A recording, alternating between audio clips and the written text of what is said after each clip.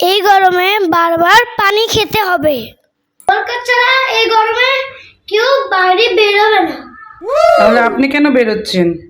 আমার একটি দরকারি কাজ আছে, এই জন্য আমি বাইরে বেরোচ্ছি।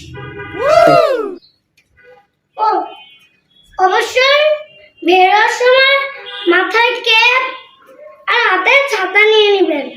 আমি হাতে দেখেন, আমি হাতে ছাতাও নিয়ে নিয়েছি, হাতে ক্যাপ পরে নিয়েছি। ও আর সাথে একটি জলের বোতল নিবেন।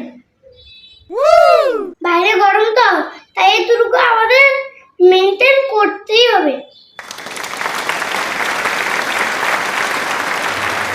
আর অবশ্যই চোখে যাতে আলো না পড়ে, এজন্য একটি সানগ্লাস পরে নেবেন।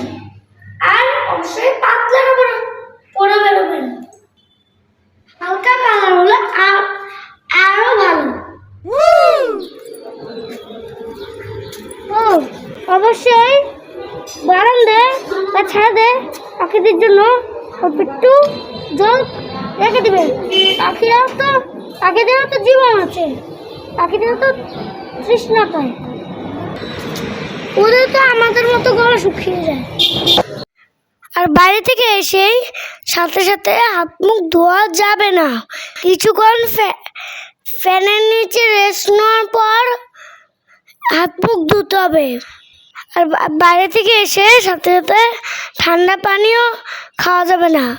অবশ্যই গরমে এই কথাগুলো মনে রাখবে। Bye bye.